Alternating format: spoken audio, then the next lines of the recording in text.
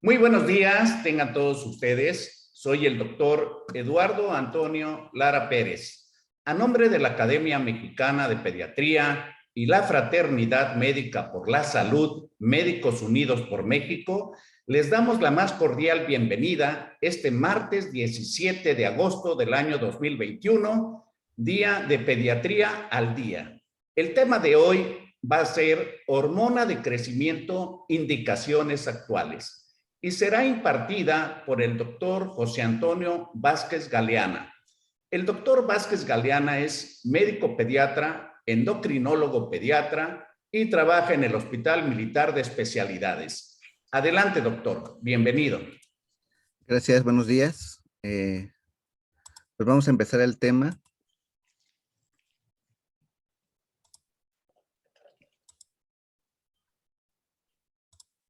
Listo. Bueno, hoy en día las indicaciones para prescribir hormona de crecimiento no solo están centradas en recuperar la estatura de los niños. Hay otras indicaciones que nos van a ayudar a recuperar otros estados de deficiencia de la salud. ¿Cuáles son los tratamientos autorizados hoy en día? Bueno, en primer lugar, la deficiencia de hormona de crecimiento, que esto es para niños y adultos. La insuficiencia renal crónica pretrasplante, síndrome de Turner, los niños pequeños para la edad gestacional, los que tienen una talla baja idiopática, deficiencia del gen SHOX, el síndrome de Prader-Willi y el desgaste en SIDA, síndrome de desgaste en SIDA.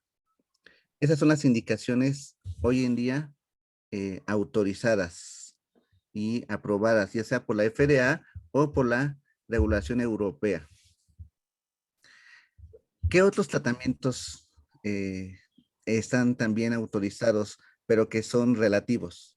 Bueno, lo tenemos en el síndrome de Mauriac, que es una talla baja asociada a un mal control en la diabetes mellitus, principalmente en la diabetes mellitus tipo 1, en los pacientes que tienen fibrosis quística, en los niños con síndrome de Down, el síndrome de Silver-Russell, los niños que tienen acondrodisplasias, infartos, eventos cerebrales isquémicos y fibromialgia. Todo esto hablando, pero ya en materia de pacientes adultos, que se conoce como síndrome de déficit de hormona de crecimiento en el adulto. Aquí hago hincapié en esto del síndrome de deficiencia de hormona de crecimiento en el adulto, porque ¿cuántos de nuestros pacientes o cuántos de nuestros conocidos dicen que se sienten cansados?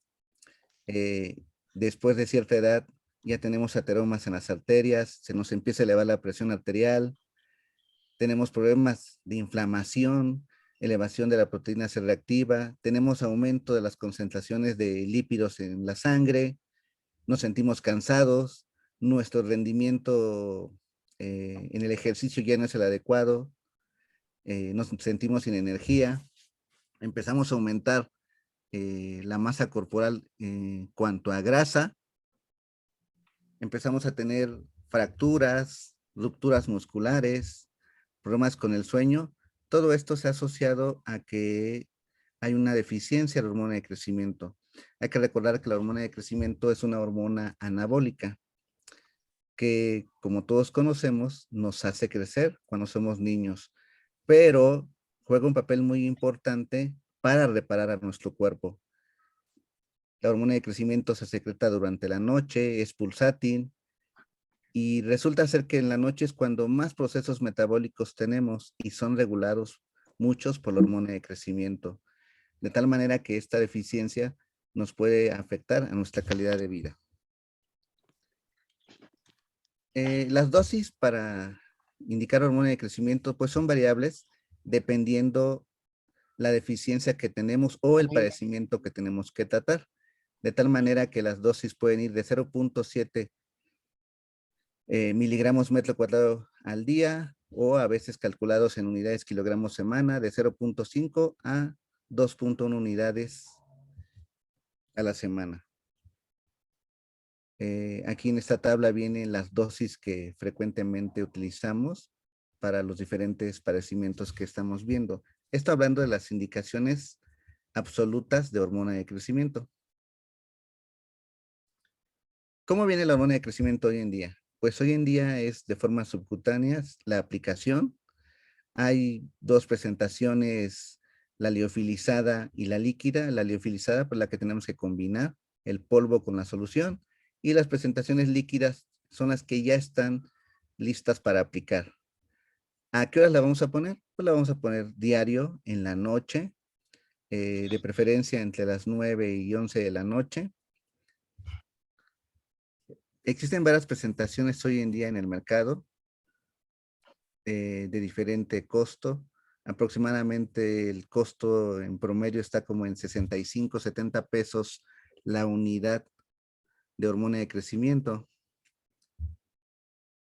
¿Para qué lo vamos a utilizar? Para sustituir la deficiencia, para aumentar el crecimiento o para tener un efecto metabólico.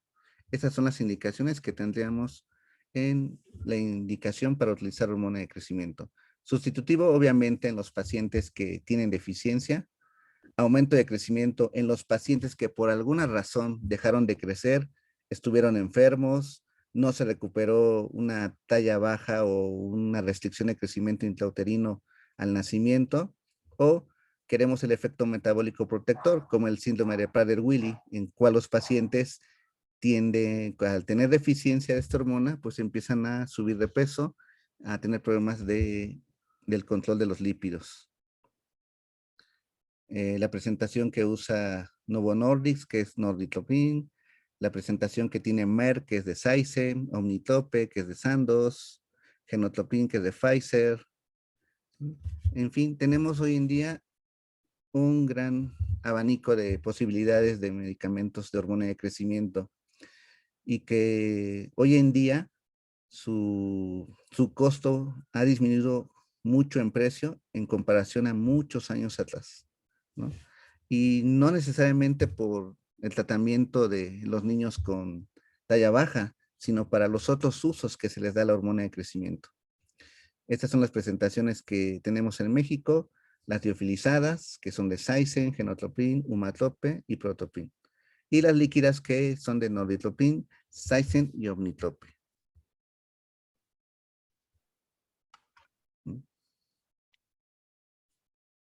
Estas son las presentaciones que tenemos, que se pueden aplicar con pluma, dispositivos especiales para cada una de las presentaciones de hormona de crecimiento, que hacen mucho más fácil su aplicación. Dispositivos electrónicos como el de Saizen, el AC-Pod, en donde los pacientes nunca ven la aguja. Las plumas, que son muy similares a la aplicación de insulina, que son muy fáciles de utilizar. No se necesita tener conocimiento de realmente cómo aplicar o poner inyecciones. Pero bueno, de las indicaciones absolutas de la aplicación de la hormona de crecimiento, pues tenemos la deficiencia de hormona de crecimiento que puede ser congénita o adquirida. Las niñas con síndrome de Turner, niños con síndrome de Noonan y los pacientes con insuficiencia renal crónica. Los pequeños para edad gestacional que no tienen recuperación, el síndrome de Prader-Willi, la talla baja idiopática, la mutación del gen shock, que es muy difícil de medir realmente en nuestro país. Algunos casos especiales como el síndrome de intestino corto, aquellos pacientes que desgraciadamente tienen una catástrofe intestinal, alguna apendicitis que se complica y que tienen que resecar gran parte del intestino. Estos pacientes también se benefician del tratamiento con la hormona de crecimiento por su efecto anabólico. Y los pacientes con síndrome de desgaste asociado a VIH. Las indicaciones relativas pues son fibrosis quística. Estos pacientes cursan con alteraciones endocrinas, pueden tener diabetes mellitus, un mal control en su crecimiento. ¿Por qué? Porque están consumiendo mucha energía y por lo tanto están pequeños y por lo tanto también tienen una indicación relativa para utilizar hormona de crecimiento. Los niños con acondroplasia también se benefician de tratamiento aquí la pubertad precoz, que viene en estos pacientes, no hay como tal una deficiencia de la hormona de crecimiento, sí hay una alteración en cuanto a que maduran muy rápido y por lo tanto terminan siendo muchos de ellos eh, bajitos para su edad. Entonces, pubertad precoz es una indicación relativa para usar hormona de crecimiento. La hiperplasia suprarrenal congénita también es una indicación relativa en virtud de que esta hiperplasia también me va a desarrollar una pubertad precoz y por lo tanto yo debo ir monitorizando la estatura de estas pequeñas principalmente, porque si no estamos monitorizando su edad ósea, corremos el riesgo de que también nos hagan una pubertad precoz por la misma hiperplasia, hiperfunción de los andrógenos de la corteza suprarrenal.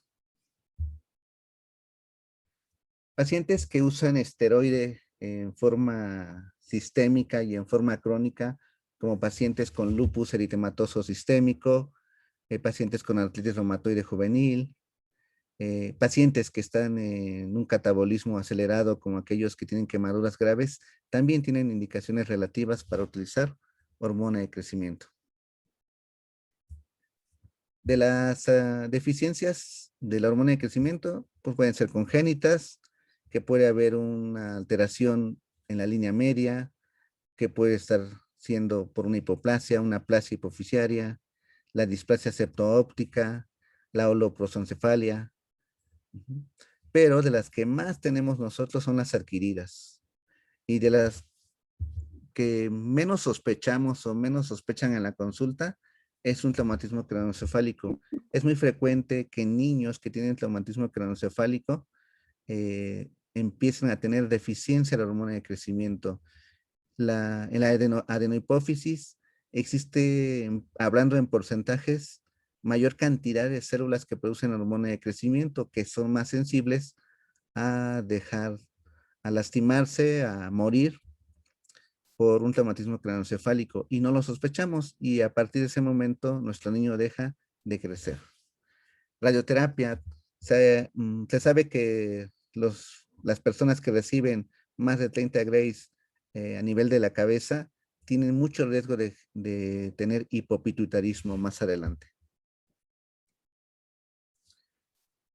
En cuanto a la deficiencia congénita de hormona de crecimiento, es algo frecuente, que va desde 1 a 3.700 a 1 a 30.000 recién nacidos vivos. Lo vamos a sospechar cuando estos pequeños tienen una talla al nacimiento por debajo de la percentil 3 o, dependiendo de la literatura que vamos a leer, una desviación estándar por debajo de 2 o por debajo de 3. Y que estos niños que han sido observados en un año mantengan una velocidad de crecimiento por debajo de la percentil 25. Obviamente estos niños deben tener proporciones armónicas para sospechar que tiene una deficiencia de la hormona de crecimiento.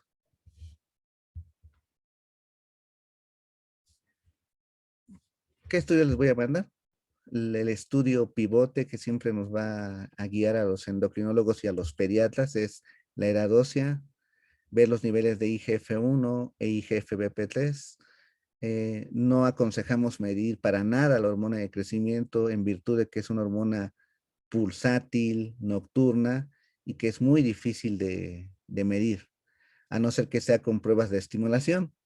Pero los niveles de IGF-1 e IGF-BP3 pueden ser tomados en forma aleatoria en cualquier momento. Existen ya tablas de desviación estándar para los niveles de IGF-1 con relación a la edad que tiene nuestro paciente.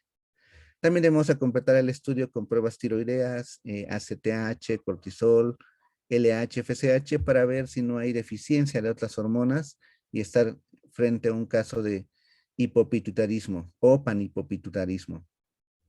Debemos descartar cromosopatías, como en el caso de las niñas con síndrome de Turner. También debemos mandar una resonancia magnética de cráneo en algunos pacientes que sospechemos que tengan alguna tumoración, como un craneofaringioma. Ok. ¿Hasta cuándo voy a dar tratamiento? Pues básicamente hasta que alcance la talla blanco familiar de cada uno de mis pacientes.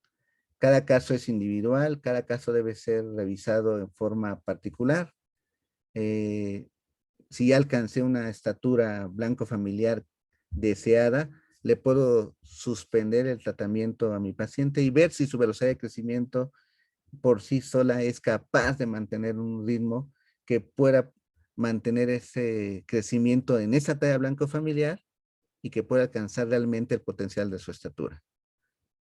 Puedo repetir una prueba, repetir nuevamente los estudios para ver si es suficiente ya la producción de su hormona de crecimiento para crecer, ¿no?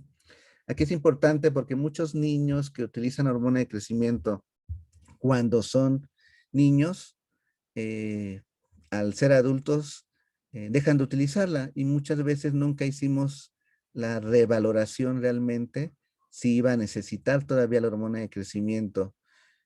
Afortunadamente, muchos niños, cuando ya son adultos, ya no se requiere tanta hormona de crecimiento y por lo tanto, pues ya no la utilizan, pero hay un porcentaje que van a tener que seguir usando hormona de crecimiento en la edad de adultos.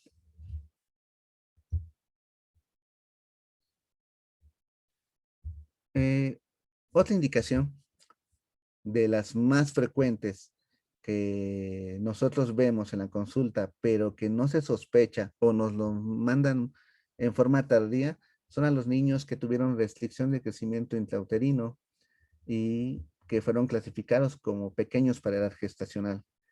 Si estos niños no alcanzan una recuperación a partir de los 2 años en cuanto a su estatura, en cuanto a su peso, pero siempre siendo valorados con una edad ósea, para ver que estén acordes la edad cronológica y la edad eh, de sus huesos.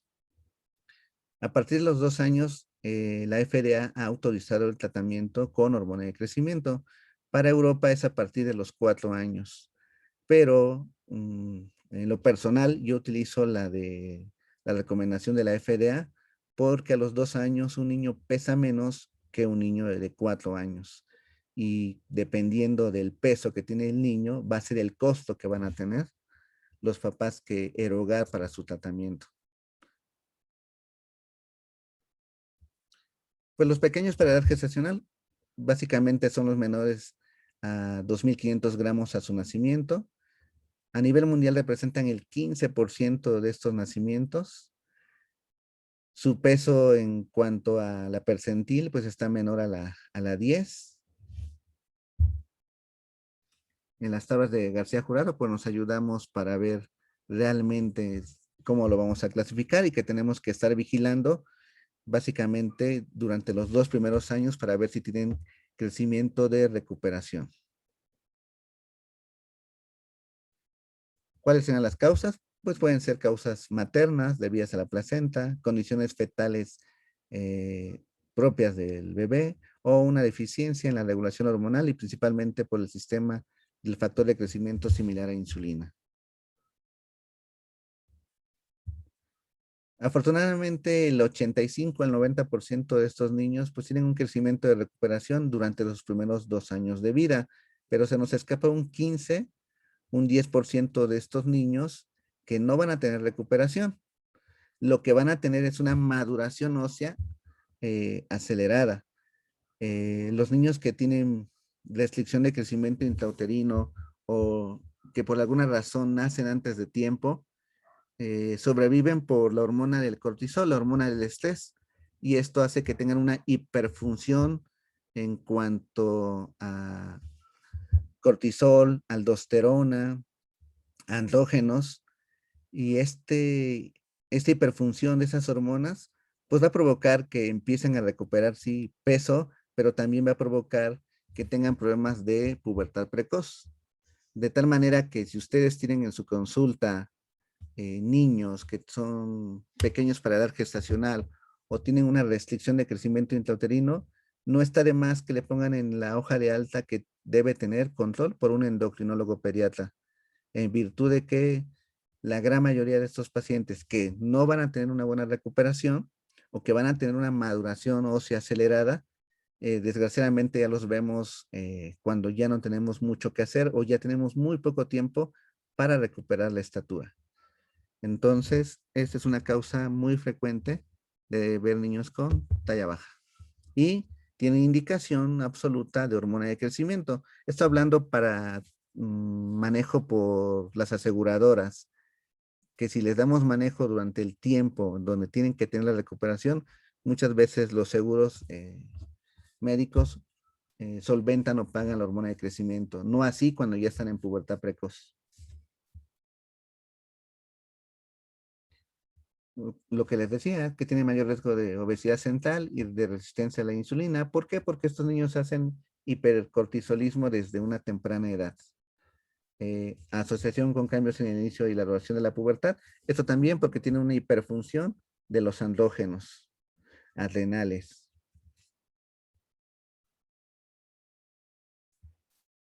Eh, 20% de los niños que vemos con talla baja, pues son realmente niños que tienen el antecedente de haber tenido restricción de crecimiento intrauterino.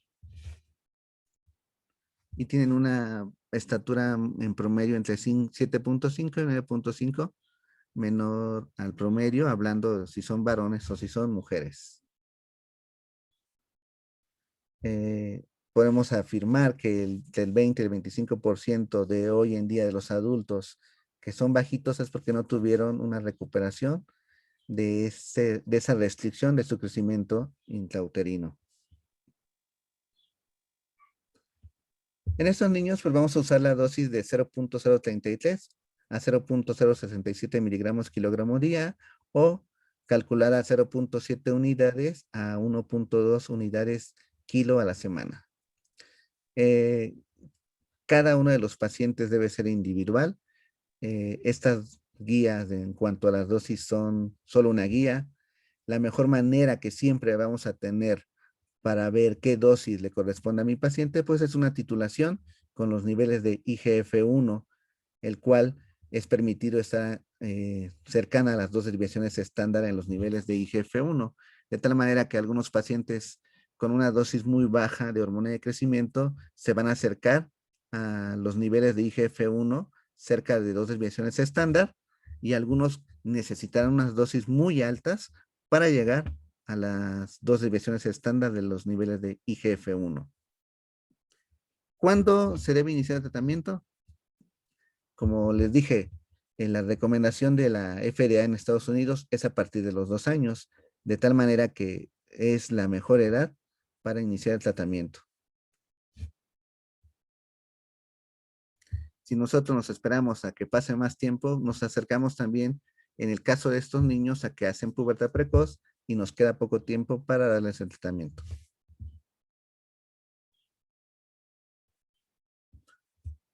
También es muy frecuente que estos niños sean vistos porque no ganan peso y se ven pequeños en relación con otros niños y el tratamiento también les va a ayudar a mejorar su composición corporal y a ganar peso. Otra indicación absoluta que también es frecuente que no se reconozca en la consulta es el síndrome de Turner. El síndrome de Turner pues, fue descrita por Henry Turner en 1938 y básicamente es una disgenesia gonadal, un 45X0. Es la segunda alteración genética más frecuente y es una de las causas más frecuentes que también vemos de talla baja en niñas. Hay que recordar que si vemos a una niña con talla baja, el cuello alado, hay que descartar síndrome de Turner.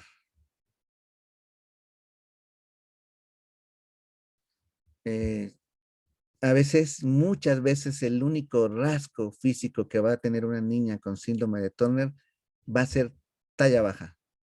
Y esto es porque hay muchos mosaicos en relación al síndrome de Turner. El cariotipo puede estar muy diverso, pero realmente se comportan como síndrome de Turner. Y de estas, un pequeño porcentaje, 3 o 4%, tienen riesgo de tener un gonadoblastoma, una disgenesia gonadal. No solo tienen problemas para crecer, también van a tener falla ovárica prematura. La gran mayoría entra a pubertad y en 6 meses ya tiene menopausia, de tal manera que es una causa también para reponer eh, estrógenos en estas pacientes. ¿Cuáles son las características que vamos a ver? Pues tienen cuello alado principalmente. Muchas de estas pacientes también van a tener tiroiditis autoinmune, la enfermedad de Hashimoto, casi el 50% tiene alteraciones tiroideas, otro porcentaje tiene alteraciones cardíacas, son hipertensas, alteraciones hepáticas, malformaciones renales, pero bueno. Si nosotros no damos tratamiento a las niñas con Turner, su estatura en promedio está en 136, 143, pero estoy hablando de poblaciones europeas y americanas. En nuestro país están entre 130 y 134 de estatura si no les damos tratamiento en forma eh, indicada, en forma precoz. Realmente estas pacientes pues no son deficientes de hormona de crecimiento, tienen una talla baja que es mediada por el gen shock o tienen resistencia al efecto de los IGF-1 en el tejido óseo. Por eso es importante detectarlas muy a tiempo. Qué ideal sería, ¿no? Hacerles un estudio desde el momento en que nacen, pero bueno, esto siempre lo encontramos casi siempre ya con edades de 10 años más o menos cuando los papás ven que no están creciendo y ya cuando hacemos la evaluación pues vemos que realmente tienen un síndrome de Turner. Es indicación, vemos a una niña con síndrome, con talla baja, eh, pedir una consulta con el servicio de genética para que haga un cariotipo. A nivel mundial, síndrome de Turner es una indicación absoluta de usar hormona de crecimiento. Debe darse tratamiento para que tengan una buena velocidad de crecimiento en los niños, para que puedan tener niñas, para que puedan tener una buena estatura al final. De preferencia iniciar entre los 2 y 4 años de vida o antes si es necesario, en virtud de que el 50% de nuestra estatura final de nosotros como adultos la adquirimos durante los primeros 2 años de vida. De tal manera que si sospechamos por alguna razón que nuestra paciente tiene síndrome de Turner, pues iniciarla en forma temprana. Una causa también muy frecuente de consulta es una talla baja en la cual en el momento que nosotros evaluamos al paciente, no hay indicios de que tenga deficiencia de hormona de crecimiento y tiene una buena velocidad de crecimiento en ese momento. Pero cuando hacemos un análisis retrospectivo, si la mamá tiene los pesos, tiene las estaturas, nos damos cuenta que tuvo una falla en cuanto a ganar peso entre el cuarto mes y los 24 meses, que es donde tienen un crecimiento acelerado y los niños no alcanzaron su potencial de estatura en los primeros 2 años. Básicamente les recuerdo que el 50% de la estatura final de nosotros como adultos la adquirimos en los primeros 2 años de vida. De tal manera que cuando a nivel institucional los revisamos, los estudiamos, pues no tienen criterios de deficiencia de hormona de crecimiento a nivel institucional, pero sí tienen criterios para reponerles la estatura. Obviamente no todos los servicios médicos de nuestro país pues tienen el acceso a la hormona de crecimiento, pero hablando consulta particular, pues tendrían indicación para recuperar la estatura que no se pudo recuperar o que perdió durante los primeros 2 años de vida este paciente. La dosis también es variada, hablando de Turner, de 0.45 a 0.5 miligramos kilogramo día. Igual es subcutánea cada 24 horas y por las noches. ¿Por qué por las noches? Porque hay que recordar que la hormona de crecimiento tiene sus efectos durante la noche. No tiene caso ponerme hormona de crecimiento durante el día porque no me va a hacer crecer. ¿Qué voy a estar monitorizando? Pues voy a estar monitorizando los valores de IGF-1 que estén cercanos a 2 desviaciones estándar. También debo dar otras indicaciones. Hay que recordar que estas pacientes tienen problemas de infecciones de oído de otitis media en forma frecuente y pueden terminar con alguna sordera por cicatrices en la membrana timpánica, de tal manera que también se tiene que mandar no solo a genética, sino también a otorrino, a cardiología, para que descarten otras alteraciones asociadas. Hay que hacerles un screening a todas las niñas que tengan talla baja, hay que descartar síndrome de Turner, a veces con una radiografía de mano podemos dar el diagnóstico con el acortamiento de los metacarpianos.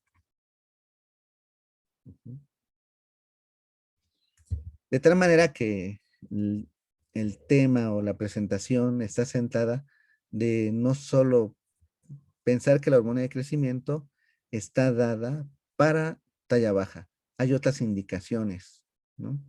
En la cual los niños se pueden, incluso los adultos, se pueden beneficiar de la dosis de hormona de crecimiento. Hay estudios experimentales en pacientes infartados que se les da dosis altas de hormona de crecimiento para tener una mejor recuperación cardíaca. Niños que tienen encefalopatía hipóxico-isquémica asociadas al nacimiento, que también se benefician con dosis altas de hormona de crecimiento. Y hay que considerar en cada caso, digo, es especial, pero se puede usar el tratamiento en forma experimental.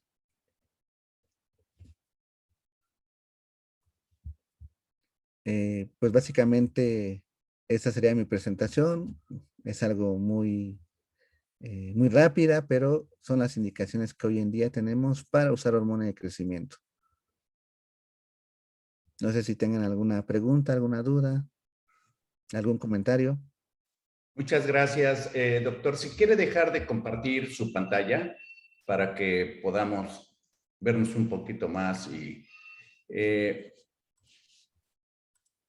no hay aún preguntas, pero definitivamente es un tema, pues, siempre que se aborda y que nos hace reflexionar un experto como usted, pues vienen a la mente una serie de experiencias que hemos tenido y que en ocasiones en la consulta algunos padres dicen, oiga, mi niño está muy chiquito y quiero que esté más alto como sus primos o como sus compañeros, etcétera. Y cuando voltea uno y ve a los padres, dice, bueno, pues ¿de dónde va a ser alto? Pues si ustedes son chiquitos. Entonces, primero recalcar que los genes son los genes, o sea, no hay manera de alterar algo que genéticamente ya está predispuesto, pero también hay otra de las circunstancias en las que vemos a un niño, como le decían antiguamente, arratonado, por acá, por este lugar, que es pequeño, que siempre está en el límite, y cuando llega por ahí de los 10, 12 años, de repente da un estirón impresionante para rebasar a todos los demás, sus compañeros, etcétera, y resulta ser el más alto. ¿Qué será lo que está sucediendo en esa situación? ¿Hay una diferencia en los efectores, en los niveles de hormona de crecimiento? Algo debe de estar sucediendo para que esos niños arratonados de repente alcanzan una talla incluso superior que los que eran más altos anteriormente. Sí, tiene que ver mucho con los patrones de crecimiento. Hay que recordar que tenemos 3 patrones de crecimiento de talla baja, que son el patrón intrínseco, el patrón retardado y el patrón atenuado. Obviamente en este caso de este niño que está comentando, cae en el patrón retardado, en la cual más o menos a partir de los 2 años, entre los 2 años y los 5 años, la edad ósea empieza a retrasarse con relación a su edad cronológica, de tal manera que estos pacientes llegan a tener hasta año y medio, 2 años de una edad ósea menor a su edad cronológica. Pero esto va a provocar que este niño entre a pubertad 2 años o 3 años más tarde que el resto de sus compañeros. Y es cuando vamos a dar o vamos a ver ese famoso estirón y que los empieza a rebasar. Por eso es muy importante que en nuestra consulta estemos monitorizando el crecimiento de los niños con sus radiografías de manita para ver su edad ósea, cómo van avanzando. Digo, están ya descritos los patrones de crecimiento, que es el patrón intrínseco, el retardado y el atenuado. El retardado, afortunadamente, pues no tenemos más que vigilarlos y observarlos. Antiguamente le llamamos a eso velocidad de crecimiento y desarrollo y que no sé si siga siendo válido ese término.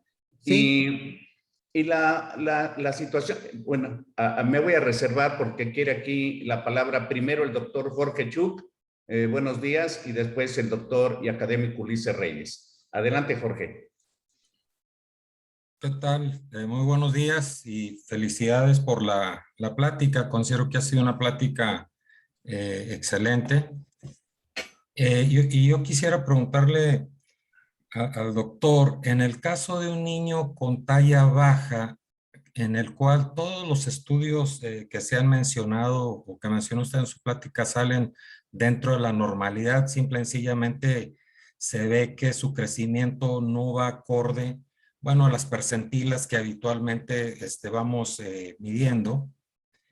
Eh, y entonces se decide aplicarle más o menos a partir de los 5 años de edad hormona de crecimiento. Eh, ¿Cuáles son los efectos adversos o reacciones secundarias que pudiera presentar a corto, mediano y largo plazo? Porque el tratamiento será por varios años. Entonces, ¿cuáles podrían ser esas consecuencias de la aplicación de la hormona de crecimiento que en este caso de ese niño se empezó a los 5 años de edad? los principales efectos adversos van a ser con relación al metabolismo de la glucosa.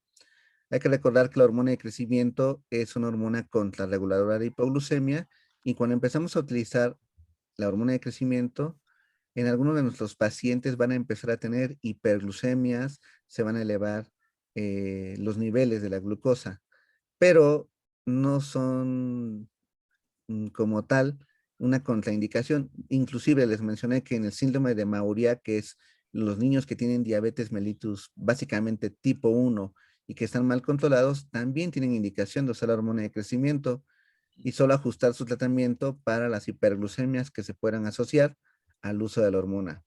Otro efecto adverso muy frecuente, que es el que más veo, es hipotiroidismo. Un hipotiroidismo transitorio mientras estoy utilizando hormona de crecimiento. De tal manera que también hay que estar monitorizando los niveles de hormonas tiroideas. Muchas gracias, Muchas doctor. gracias. Quiero darle la palabra al académico doctor Ulises Reyes y después de él al académico José Luis García Galaviz. Adelante, Ulises. Gracias, doctor Vázquez. Perdón por no haber tenido la gentileza de haberlo hecho más formal, pero este bendito virus no me noqueó, pero aquí estamos. Qué bueno, en verdad. Sí, me comentó la doctora Nancy que estaba enfermo. En lo Sí, particular, yo en diciembre también caí y sí, se siente feo. aquí estamos. Gracias por la incorporación al grupo. Gracias por su trabajo que hizo en lo de hematología apenas. Y estamos muy agradecidos a nombre de la academia. Hay varios detalles que nos pega a todos porque pues a veces las adolescentitas, más que una fiesta de 15 años, quieren crecer otro poquito. Bueno, ahora tienen la posibilidad de usar unas super zapatillas, pero siempre fue a veces un objetivo para la jovencita decir, tus 15 años o un tratamiento de tanto para que crezcas otro poquito.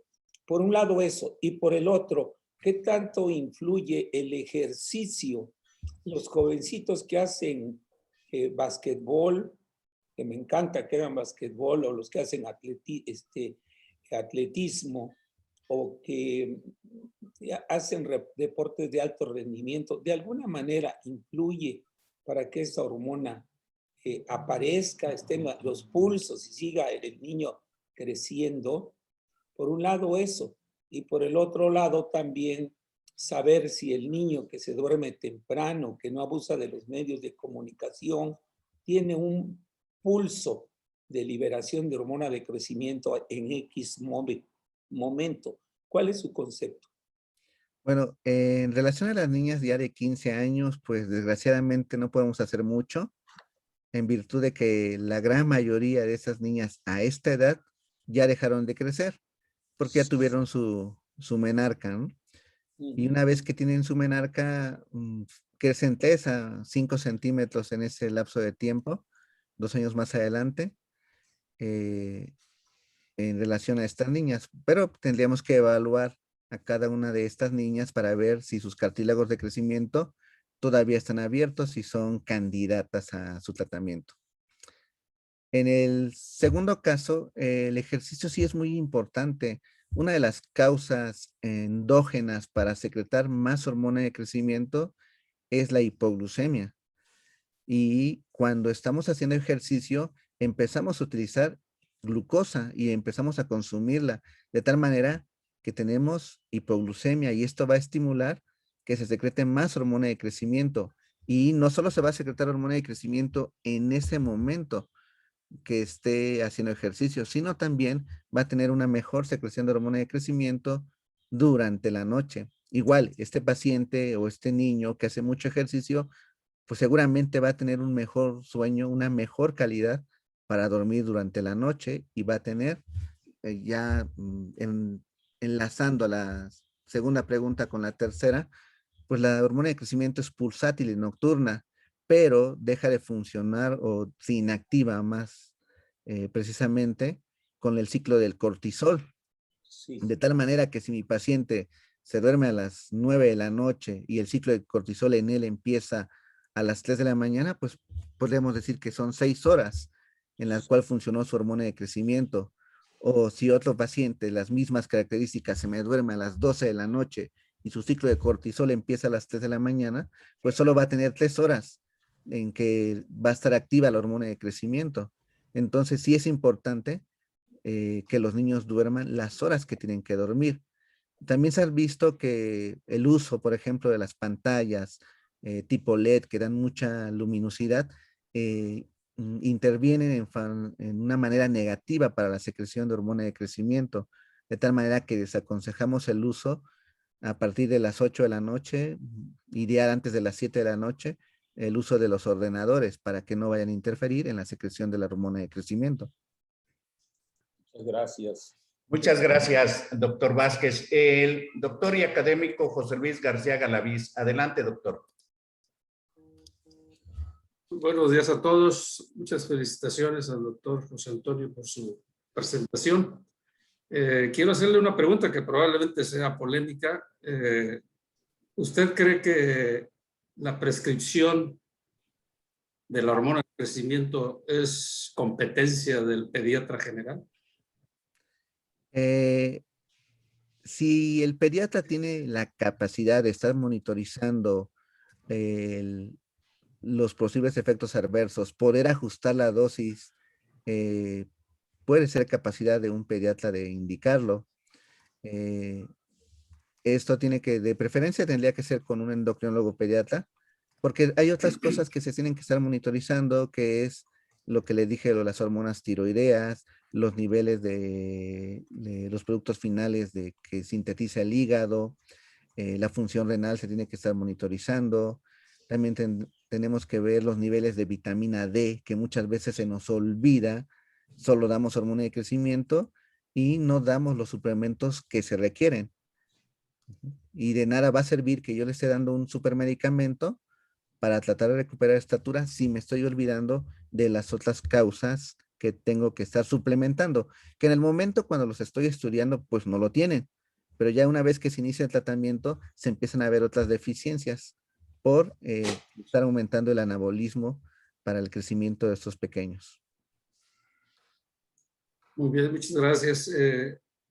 Bueno, no sé si hay tiempo, pero le quisiera hacer otra pregunta. Es sobre el niño deportista. ¿Qué opina usted? Porque pues hay niños que van al gimnasio o quieren destacar más en el deporte, en el atletismo, en la natación, etcétera, y que en ocasiones pues caen en manos de entrenadores, ¿no? que han manejado esto a veces en el deportista adulto. ¿Qué opina al respecto? ¿O no es un problema el niño deportista y la hormona del crecimiento? Pues la gran mayoría de los niños que tienen, que hacen ejercicio de alto rendimiento, lo que hacen muchas veces es retrasar la aparición de sus caracteres sexuales. Hablando, por ejemplo, como ejemplo, las gimnastas. Las gimnastas retrasan su pubertad por empezar a hacer mucho ejercicio, de tal manera que hay competencia y hay más andrógenos y menos estrógenos. Y esto puede provocar que entren a pubertad en forma tardía las atletas de alto rendimiento. Eh, Me imagino que se está refiriendo al uso de ponerle hormona de crecimiento a estos niños, ¿no? Eh, yo no recomiendo el usar hormona de crecimiento en los niños, en virtud de que les puede provocar un hipercrecimiento y les puede provocar un daño, ¿no? Hay que recordar que la hormona de crecimiento va a estimular precisamente el crecimiento porque los cartílagos de crecimiento están abiertos en los niños, a diferencia en los adultos que ya están cerrados. Es sabido que la hormona de crecimiento, lo que les puse en una diapositiva del déficit de hormona de crecimiento en el adulto, da mucha potencia muscular, de tal manera que muchos deportistas lo utilizan. Por ejemplo, el caso de Messi, el futbolista, él tiene deficiencia de hormona de crecimiento y tiene indicación médica para utilizar hormona de crecimiento. Pero si vemos su complexión física, es mucho más bajito en comparación a otros jugadores eh, europeos, pero la potencia con que le pega el balón es mucho mayor que la de esos mismos atletas de mayor altitud. Yo creo que tiene que ver mucho porque él utiliza hormona de crecimiento y le da mucha potencia muscular. Obviamente monitorizado por indicación médica está justificado, pero en el caso de los niños no lo recomiendo. Muy bien, pues muchas gracias al doctor García Galaviz, muchas gracias, doctor Vázquez. Hay felicitaciones, la doctora Araceli, la doctora María Bustos, el doctor Horacio Reyes, la doctora Josefina Artaza, el doctor Faría Nelson hace un comentario, dice, definitivamente el confinamiento durante la pandemia afecta notoriamente, interfiere en el sueño, genera sedentarismo, evita el mecanismo contrarregulador que ocasiona la hipoglicemia. ¿Tiene algún comentario para eso, doctor Vázquez? Pues sí, hoy en día el confinamiento pues está provocando también de que no se expongan al sol. Eh, Muchos de los ciclos hormonales que tenemos necesitan al sol y necesitamos a la vitamina D para estos ciclos, de tal manera que nuestros niños no se están asoleando, no, también el sol juega un papel importante para el ciclo sueño-vigilia, de tal manera que tampoco están durmiendo, se están desvelando nuestros niños, están comiendo mucho más, están incrementando peso, están haciendo resistencia a la insulina. Y hay que recordar que la hormona de crecimiento tiene un efecto precisamente directamente sobre los cartílagos de crecimiento, pero depende mucho también de los factores de crecimiento similar a insulina. Y si yo empiezo a hacer una resistencia a la insulina, también hago cierta resistencia a los productos de la IGF-1, a los factores de crecimiento similares a insulina. Muy bien. No sé, antiguamente se pensaba que los, los niños generalmente que terminaban la primaria, pues eran niños y las niñas ya estaban muy diferenciadas desde el punto de vista sexual, o sea, ya eran unas señoritas, estamos hablando de los 12 años. Y tan solo en 3 años, cuando egresan de la secundaria, a los 15 años, las cosas cambian. Entonces, el patrón por género también juega un papel importante con respecto a la apreciación de la hormona de crecimiento.